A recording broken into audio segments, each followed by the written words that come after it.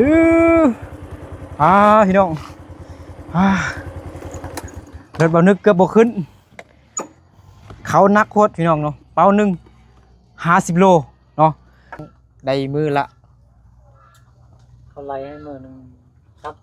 300,000 300,000ประมาณ500 บาทพี่น้องเนาะมาเบานึกเราพอดีฝนตกแดด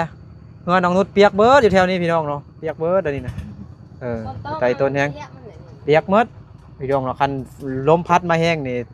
กับฝนนี่มันเปียกหมดแห้งเปียกเนาะฝนจะพัดแล้วก็โลกไปนอนอยู่ป่านอนอยู่ป่าสร้างปลาเหยียบฮะบ่แม่นสร้างปลาเหยียบแม่นบ่แม่นเอ้าขอให้น้องก็ได้ยินข่าวอยู่ดีมีแฮงความเจ็บอย่าได้ความภัยอย่ามีสบาย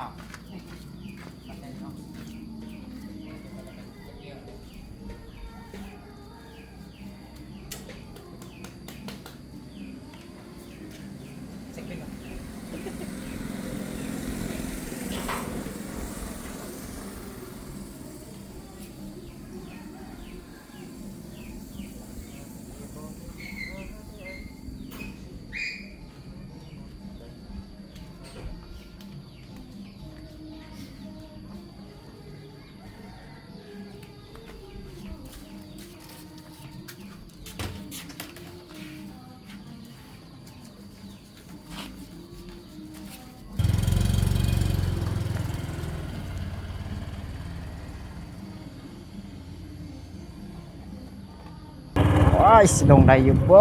เงินน้องนุชได้อยู่บ่ตกแท้ๆน้องนุชพี่น้องเดินเบานึกเกือบบ่ขึ้นเขานักโคตรพี่น้องเนาะเป้าหนึ่ง50 โลเนาะเอากับทักทายสบายดี FC เบิร์ดสุขูสุขคนเด้อเนาะมาหาน้องนุชพี่น้องเนาะเอาเข้ามาให้น้องนุชก่อนน้องนุชว่าเข้ายังแต่ครึ่งโลว่าซั่นเดี๋ยวเดี๋ยวแป๊บโอ้บ่มีผู้ใดเอาลงนำบ่นึกเพื่ออะไรแบบนี้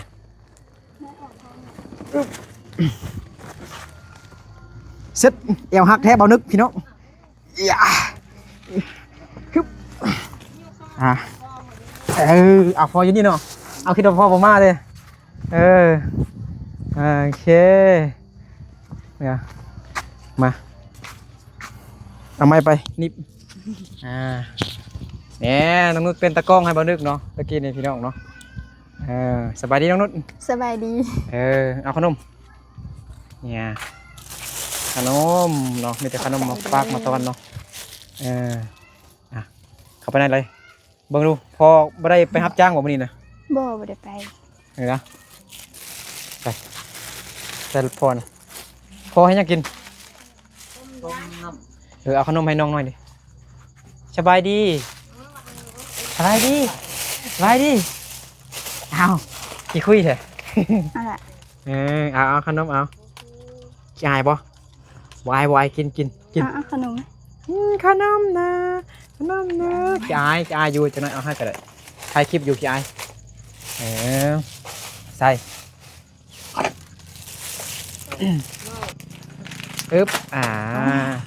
สบายดีผู้สาวหน่อยเลยขี้ดื้อเถอะฮะ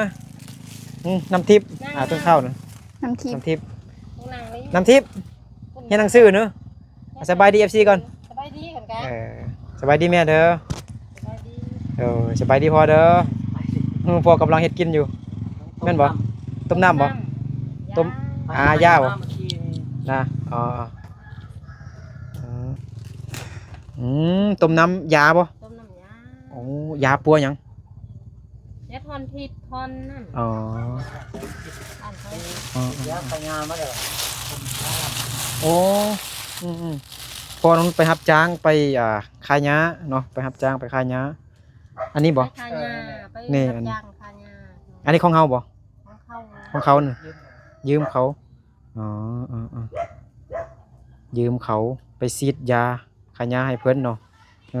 มื้อนี้บ่ได้ไปเนาะไปบ่มื้อนี้ ไปมาวันเมื่อกี้นี่ น่ะอ๋อฮักก็ ให้มาหมด หมดบ่ทันได้อาบน้ำเด้อบ่ ครับแล้ว อ้าวแล้ววะต้มน้ำแบบยาทอนพิษเนาะ ลูกยาห่างไหม กินแบบล้างพิษยานะเข้าในปอดเฮาแหน่คิดว่ากำลังต้มน้ำสิลวกไก่บ่แม่นจัง นี่ตาย โอ้ยไก่ ไก่ตาย ลองทานคุณสาวหน่อยเด้อเบิ่งถ่าย เลี้ยงเอา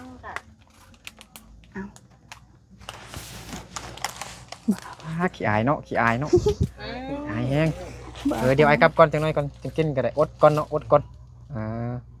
พอน้องนุชไปฉีดยาเนาะไปรับจ้างได้มื้อละ เขาไล่ให้มือหนึ่งครับแสน 300,000ประมาณ500 บาทพี่น้องเนาะฉีดยามันตั้งแพงเนาะ คันมันเชียง มันเสียงได้ฉีดยาขายามันเสียงเลยพี่น้องเนาะเขาก็ให้แพงแน่จังหน่อยแน่ตอนฉีดนี่ต้องได้ปุก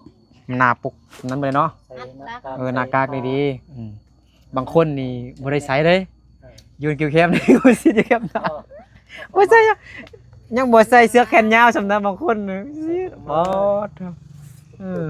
จุดโบกจุดเงา มันยืนนี่ก็ได้ยินเสียงมันไหม่อยู่นำหมดลมน้ำพออยู่ไปทางเราดูนบ่ ไปทั้งมอนี่มอนี่ อยู่มอนี่บ่ไกลปานกลางกันไปฉีดยาสวนหยัง มันต้น มันต้นบ่ แล้วแควมันต้น คนบ้านกลางจางเฮาบ่หรือบ้านเฮานี่ฮะ มันลงเงิน บ้านดงเงินเนาะ มันมอเขานี่ 300,000กินนอกเนาะ กินหนอ กินนอกซื้อกินเองเนาะเอาเขาเฮาไปของกินเฮาไปดีแล้วแต่ก็ต้องระมัดระวังหน่อยก่อนจะ มันเสี่ยงยา ลงมือกับอันนี้ใส่หน้ากากอันนี้หนาๆจักหน่อยเด้ เชียงนั้นนี่มันมีงานเดี๋ยวนี้ถึงงานแล้วนี่เจอกับแบบนี้ ส่วนใหญ่เป็นยามันหยังเป็นขาดยาน้ำบ่ ยาน้ำยาเสื้อ นะยาขี้มูก ยาเครือยาขี้มูกยาควายยานก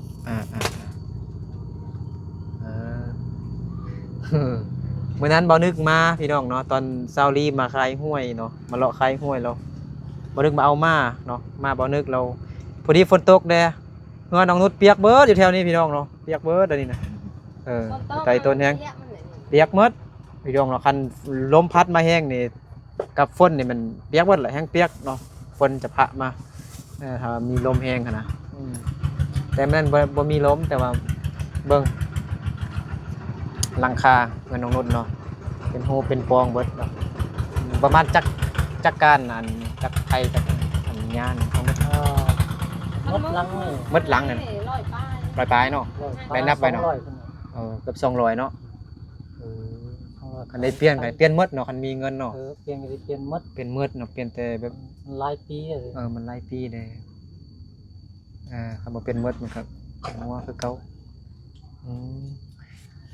ได้จักมัดแล้วจักการแล้วอันญาณได้จักไทยจักการ30ปลายบ่โอ้ บ่พอหรอก ยังบ่เคิงพอน้องนุชไปรับเงินได้เงินมาได้ไปรับจ้างได้เงินมาเฮ็ดหยัง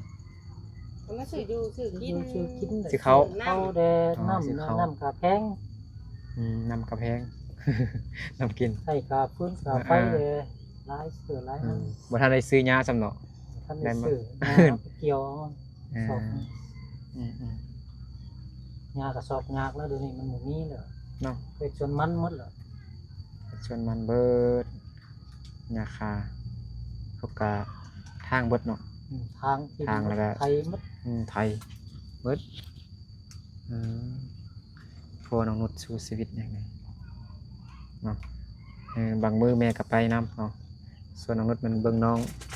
เบิ่งไอออดไปใช่แล้วอยู่บนบ่ เนาะบน ออดในทามมันยังก็มีแต่ยิ้มอยู่ซื่อๆพี่น้องบ่ตอบเอา บ่ตัดผมทำตัดผมบ่ตัด เราบ่ตัดบ่ตัดผม หม เนาะ อย้อมตัด ผมน้องทรายอ่ะพี่ทรายของน้องนุช ตัดเครื่องตัดฟองได้ดอก ผมยาว ทำตัดก็บ่ตัดจ้างสิเนาะเอาเงินให้เราเลยเราก็บ่ตัดให้มาแล้ว มันร้อยตัดมันบ่ตัดง่าย โอ้ ทำ เห็น ตัด อายอยู่นี่บ่มาแล้วเนาะ ๆเป็นคนบูบ่ปาก เออน้องนุชเป็นยังนะคือไปเศร้าแถวนี้เนอะบ่เห็นแต่งหน้าแต่งตาอีหยังบูดๆมองๆไว้เออ เครื่องแต่งหน้ามุกจ้ะ บ่มีเงินซื้อเครื่องแต่งหน้าเราซื้อเขาซื้อนั่นเรางวดนี้บ่ทันซื้อซ้ำนั่น ท่านเขา สร้างเข้าแล้วเออ บอกเขาซ่านให้เรา คันมันใส่ได้ก็ใส่เก่าก็ได้แอปเข้ากันมันนั้นเห็นอิหยังก็คือว่าสู้ชีวิตแฮงหมดเออ มันเห็นนั่นมันนี่ติ๊กๆเขาเก่าก็ ตะกี้อาก็เป็นอยู่ตอนอายังน้อยนะมีก็อายลุกนึงเข้าแต่เช้าเลยตอน 4 โมงโถบ่แม่นย่องเอาตัวเองแหละตะกี้นี่แบบว่าความจริงน่ะจนอาใหญ่มาประมาณ14-15 ปีนี่เข้าอ่ะนะมีลูกสาวเนาะมื้อนี้ก็อยากได้อายนี่เป็นลูกเขยก็อายมันขยันได้หมดบ้านซั่นซะอายกับอายผู้หนึงไอซี่กับอายนี่นะมันแท้ๆตะกี้น่ะตอนนี้เราขี้ค้าแฮง มันแฮงลุกนึ่งเขาแต่เช้าได้เวลามันนึ่งเข้าน่ะพ่อแม่จะให้เวลาอันมีเสียงดังมันหยังเวลาอันเอานำใส่อันหม้อนึ่งน่ะต้องค่อยๆบ่ต้องให้คล่องๆๆๆต้องค่อยเงียงบ่ต้องเวลาย่างแล้วก็นั้นตอนนั้นเป็นแบบยังบ่ได้อันนั้นเป็นเฮือนแบบคือน้องนุ่นนี่แหละแต่บ่ได้แม่นอันนั้นได้พื้นมันบ่ได้ใส่แปลนได้ไม่อันไม่ไผน่ะซับไปใส่แล้วคันเฮาย่างแบบไวๆหั่นน่ะมันจะได้ยินเสียงก้องๆๆเนาะต้องค่อยๆไปคือตัวแมวน่ะ แมวอย่างดัง เขานะคันมันเสียงดังแล้วพอแม่ตื่นแล้วก็มันบ่ค่อยคักปานใดหั่นนะลุกมาแต่ดึกอ่ะเที่ยงประมาณ 6 โมงแล้วก็เอาเข้าใส่ถุงแล้วก็ไปไงเอาแฮงเข้ามีผู้สาวเด้ตะกี้น่ะตอนน้อยนะมีกำลังใจเด้มันผู้สาวหลายอยู่คืออันนี้มัน FC ทางอเมริกาเด้อแต่เพิ่นบ่ให้ออกซื้อให้เดี๋ยวมี3 คนเหรอ FC ทางอเมริกาผู้หนึงมันผู้อันแปลงห้องน้ำให้น้องกันแต่ยังบ่ทันแล้วเด้อผู้หนึงมันเอาเงินให้น้องกันเท่าใดกำนั้น น่าจะ ฮะ 2 ล้านสิ 2 ล้านเนาะผู้หนึงอันนี้มันผู้มาผู้นี้ยังบ่เคยสวยน้องเด้ออันนี้เป็นครั้งแรกของอายเพิ่น เด้อ เพิ่นบ่ให้ออกซื้อเนาะคนลาวเนี่ยแต่ไปอาศัยอยู่อเมริกาไอ้เพิ่นช่วยน้องลาได้อยู่คือแคมป์อายแล้วก็ช่วยพูดละ$50 ให้น้องลา$50เราฝากมา150น้องลา$50น้อง$50ให้$50เติมน้ำมันรถไอ้ก็ซื้อข้าวคือกันนั่นแหละ ซื้อข้าวซื้อน้ำแล้วก็ซื้อเป็นของฝากของต้อนให้น้องๆเด็กๆทางไกลทางห้วยเสงี่ยมยังไป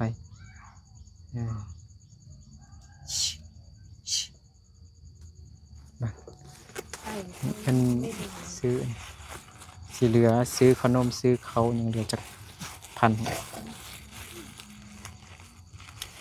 เอากลาง ก่อนไปเลย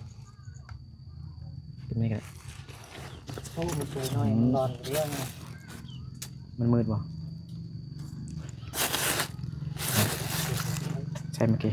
ต้มแล้ว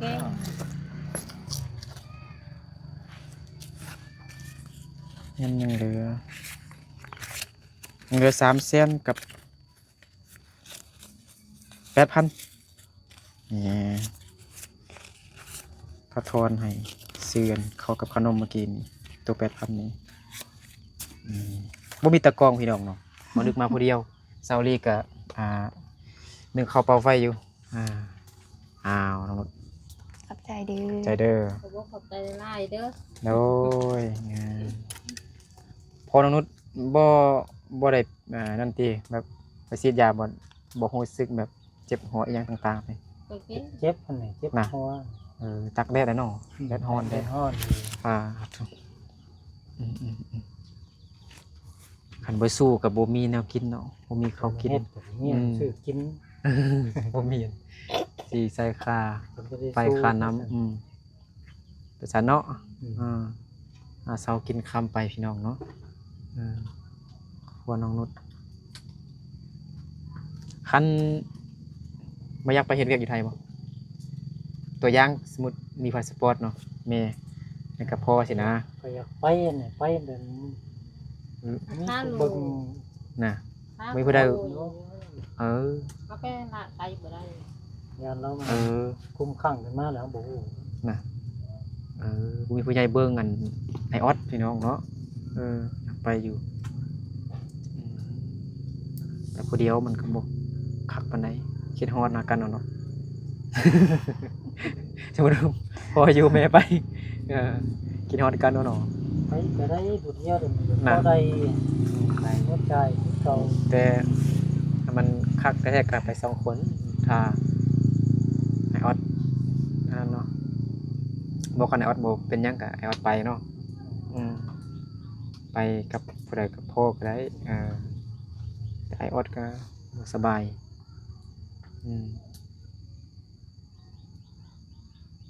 จำเป็นต้องได้หาเช้ากินค่ำอยู่บ้านนี่เนาะบ่ได้ไปไกลค้างคากับไอออส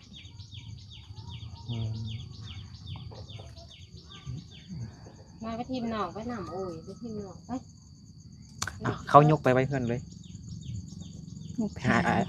ไอ้ยกนะ แนวหักอีกแล้วนี่บ่มีหยังเฮ็ดเนาะนี่ก็ร่วมกันซื่อๆเอาให้น้องนุชยกอะไรเนาะ ได้อัน ฮะ ได้ซุนมันหั่น ได้แต่ชนมาให้ยกให้ซื้อ ยังเดือแถวนึง ต่อด้วยกันก็ได้50โลเด้อ เด้อ คันบ่เชื่อก็ไปสร้างอีกเด้อ โอ้ย เอาตัดสิ่งเข้ามาสร้างมึงดูไอ้ก็บ่ได้นั่นเนาะเขาให้ใส่เป็นเป้าจังซี่ก็บ่ได้สร้างดอกเมื่อกี้นะพอยกไปเรียกอะไรนะแต่วางค่อยๆนะอึ๊บโอ้อายสมัยตอน18 19ปีนี่แบกเขานี่แบบ เจ็บนิ้ว แต่กี้เนาะไปเฮ็ดให้แบบบ่มีทางรถซิ่งอ่ะนะต้องได้แบกได้เปมาบักไกลๆจุอายนี่เป็นวัยรุ่นนี่แบบยกมาเป็นเป้าเลยนะยกใส่หัวลังนี่ก็ไปเลยเมื่อกี้น้องนุ่นเห็นหยัง เสียหยา ออกมาลิ้นนอกวันนึงพี่น้องเนาะอยู่ในมันก็มืดเด้ออกมาน้องนุ่นกำลังเสียหญ้ามักเพชรเบียร์มักเพชรหญ้า ไอ้วัดไว้ดิเดี๋ยวไอ้สิบลองทำมึงตัดผมก่อนไอ้วัดตัดผมบ่ตัดบ่เรายังก่อนมาต่อกันดิ บ่ทันได้ยิน ฮะ บ่ทันได้ยิน เดี๋ยวไอ้ชิทานไปอยู่บนหมวดฟังไอ้วัดตัดผมบ่ค่อยตัดให้ตัดบ่ บ่ตัด บ่ตัดเนาะบ่ตัด บ่ตัด บ่นึกลองถามมึงตัดผมบ่ว่าเน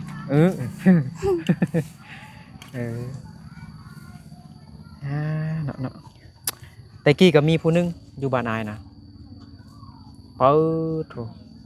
ตอนเราเป็นเฮงนี่เราย่างอยู่ตามแคมทางตอนนั้นอายไปคือว่าเคยเล่าให้น้องฟังแล้วบ่เราเอามักหินเก็บเอามักหินตามแคมทางนะพวกอายก็สิไปลิ้นเนาะไปลิ้นอยู่หมู่บ้านอื่นน่ะอันตอนบุญสงกรานต์น่ะแล้วเราเอาอันมักหินใหญ่ซำนี้แหละใหญ่กว่านี้อีกเก็บมาแล้วก็ไอ้ขี่รถผ่านอยู่เนาะแล้วก็แบนเลยแบนรถตัวอายเลยนะแบนใส่หน้านะปึ๊บถึกอันบ้าอายนี่จนแดงเลยอันนั่งมันจนแบบเลอะมานะก็อันตรายแฮง ดีแต่บ่ถึงหัวหั่น ยังว่าคือว่ามีหมวกกันน็อกเด้บ่ไอไปเที่ยวผู้สาวเนาะตะกี้นะวัยรุ่นตอน18 19ปีนี่นะ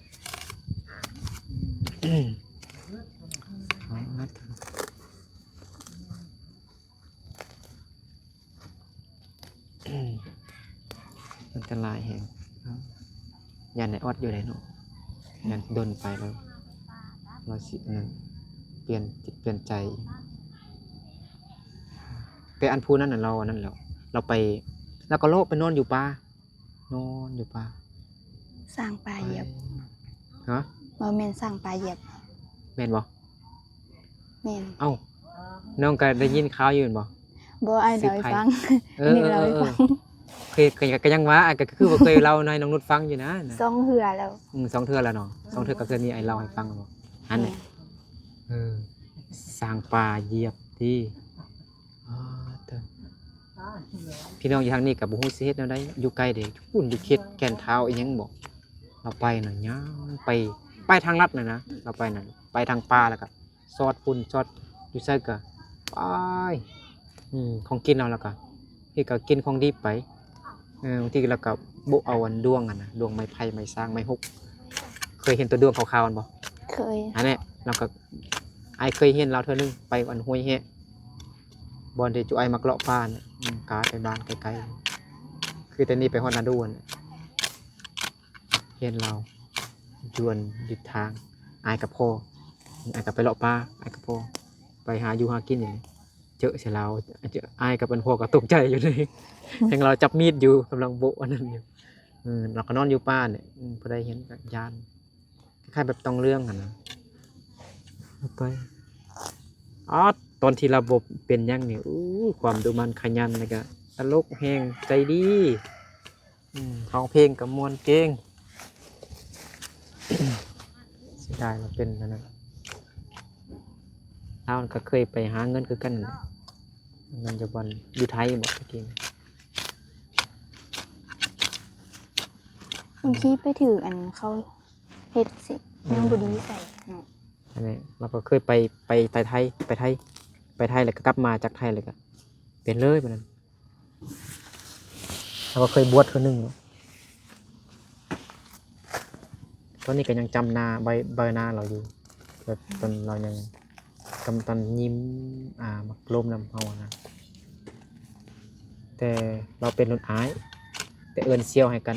กับอ้ายนี่ เขาเอิญโมเอิญโมให้กันแบบมันก็หมายถึงเซียวนะโมนึก อยู่บ้านเฮาเนี่ยเคยเอิญกันแบบนี้บ่เคยได้ยินบ่เอิญโมก็คือเซียวอ่ะเนี่ยเซียวก็คือเพื่อนบ่ใช่แต่ว่าเพราะว่าโม สุดลายนี่ได้ยินเขาเอิ้นแต่เท่า เท่านะ แม่น อยู่บ้านอ้ายกันเท่ากันเท่า ที่ว่าถ้าเป็นมีนี่ก็อันเอิ้นคิงเอิ้นหา ถ้าเป็นเสี่ยวกัน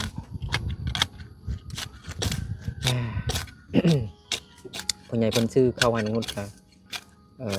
ผู้ใหญ่เพิ่นก็ว่าน้องนุชนี่เขาคือแบบสำคัญที่สุด แม่นสำคัญ สำคัญที่สุดเลยยึดเขาแล้วก็นั้นก็พอมีกำลังใจเนาะ เลย มีแล้วก็ พอนุชก็สู้ต่อไปแล้ววันนี้หาเงินได้แล้วก็ซื้อเนี่ย ซื้อหญ้าซื้อไม้เองซ่อมหลังคาซะเนาะมันก็โอ้ยช่วงนี้ก็ฝนตกหลายแห่งพี่น้องเนาะตกเทื่อใดนี่เปียกเทื่อนั้นน้องนุชก็ได้50 โลฮอดเดือนอยู่บ่กุมฮอดเดือนอยู่บ่ หอด ฮอดเนาะ ประ เดือน มา ปลาย ณ บ่ เดือนปลาย มือหนึงนี่ก็เท่าไหร่จักโล มื้อหนึง2โล 2 โล ก็บ่มื้อ อ้าว กินหน่อยแต่สมพรแล้วเบิ่งน้องนุชบ่ตุยน้ำเพิ่น บ่ตุ้ยหรอก มือหนึง2 โล กินหน่อยหนึงก็อิ่มแล้ว นึงบ่ยากหรือว่าเฮาลืมแล้วบ่มีข้าวแล้วก็เลยแบบประหยัดแล้วก็เลยแบบกินจำนี้มานะ น่าจะแม่น จะแม่นกินตามใจก็บ่ได้เนาะกินตามใจก็บ่ได้เนาะก่อนสิได้เงินซื้อข้าวกินมันง่ายๆ สู้ต่อไปแหละ FC เป็นกำลังใจให้แล้วน้องนุชสู้ต่อไปไม่ต้องท้อได้แต่บ่ต้องถอย แม่นเท่าใดแต่บ่ ท้อแต่บ่ต้องถอยสู้ต่อไปบืนต่อไปข้างหน้าเรื่อย ครอบครัวคนอื่นผมมีกว่าเฮานี่ก็มีเฮายังมีไฟฟ้าเลยบางครอบครัวเนี่ยบ่มีไฟฟ้าเลยเขายังมีความสามารถ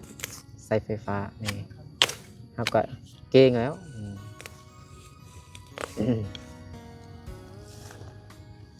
อยู่บ้านเฮานี่บ่มีไฟฟ้าในครอบครัวเด้อลูกอินมีบ่ อันนี้ก็บ่ ลูกอินน่ะตุ๊บเงินน้อยๆน่ะ น่าจะแม่น บ่มีเนาะ เลย เราอยู่คนเดียวเนาะครอบครัวเขามีแต่หลังเดียวอันที่ ส่วนหลายให้ก็บ่มีดอกบ่มีอันไฟฟ้า ฮะ ว่าส่วนหลายให้บ่มีไฟฟ้า บ่มีไฟฟ้าเนาะ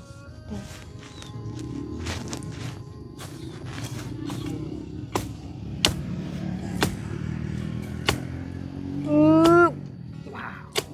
ขี่รถไวระวังไหนน้องนุชฮู้บ่ระวังหยัง ระวัง ฮะ โอ้โห ฮะมันมีหยังอยู่ในหั่นแบบนี้มันมักมีมาหยัง อืม งูเขียวๆหั่นนะโอ้ปีก่อนปีกายพุ่น กับแมงอัน มัน ขี้ เคยอันกัดคออายเธอหนึงแล้วเด้ มันเขียว โถ่มือกัดมืออันพออายเป็นครั้งหนึง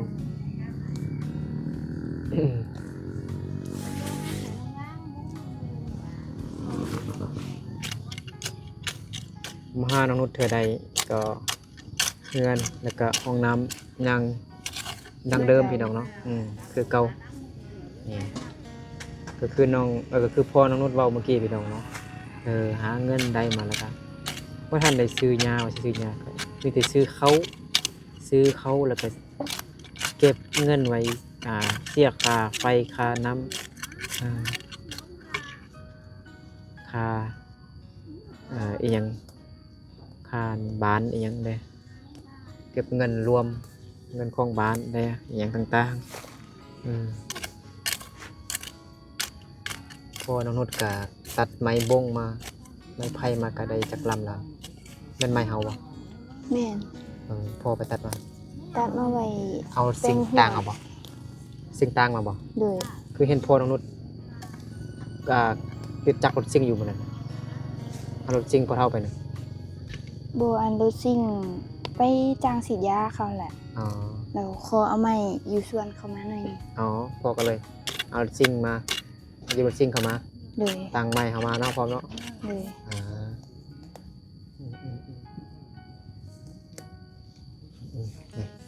ก็ได้หลายลำแล้ววัด10เนาะวัดเดี๋ยว1 2 3 4 5 6ฮอดเฮ หอด หมดเลย บ่ ไอ้นับมั่วๆกันยังฮอดเลยนั่นนี่1 2 3 4 5 6 7 8ลำเก่ามันรับอยู่ทางนั้นเลย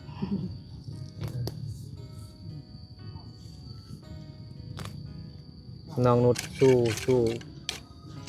สู้ต่อไป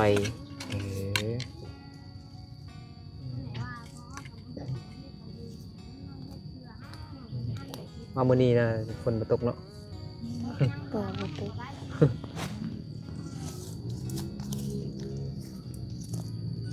ทางอันนี้นะขึ้นบักไว้ คิดว่าไว้ตัดทิมเอาจักรมาตัดทิม เอามีดก็ได้ ฮะ เอามีดก็ได้ มีดก็ได้แล้วล่ะบ่ยัง เอา ยังบ่สิเขาเป็นเลขเงินอวยพรให้ผู้ใหญ่เพิ่นเดี๋ยวสิกลับ